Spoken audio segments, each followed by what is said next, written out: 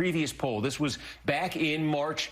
47-51. He was starting out now well into his first year of the second term, down to a 43% job approval rating for President Trump. This, of course, coming against the backdrop of the government shutdown. We asked the question, who do you blame? 42% say Democrats in Congress, but 52% said it's either the president's fault or his party in Congress's fault. This is striking, Steve, because here we are a month into this shutdown now, and more Americans still pointing the finger at Republicans for this. Certainly seems like it could be related to some of the numbers we're seeing here. Now, check this out. Talk about Trump and his job performance on particular issues. Again, basically a year ago he was elected. We asked folks, do you think he's delivering here? He does get decent marks when it comes to border security and immigration. Slight majority say he has lived up to what he promised to do there. But on none of these other topics do you see that number getting past the mid-40s. In fact, the low 30s down here on the economy questions. Well, and part of why President Trump was elected on the economy, now it seems like it could be a headwind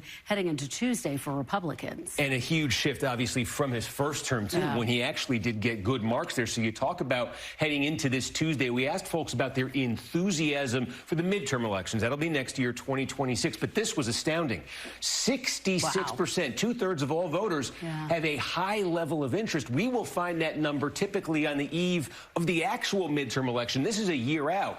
And this is what's encouraging for Democrats, troubling for Republicans. More enthusiasm for Democrats. That high level of interest, it's about 3/4 of Democrats. It is a little bit lower there for Republicans, and that could feed into the second part of this equation, and that is we asked folks, midterm election, which party would you want to control Congress? And the Democrats have now, in our poll, this is significant, opened up an 8-point advantage over Republicans. We checked this back in the spring. It was dead even. That 8-point level is typically what you would find for a party that's poised for a big midterm election. That's the kind of lead Democrats had when they swept to power in Congress in Trump's first term. So we'll see if that holds now going forward, but that's a potentially big shift. Are there notes of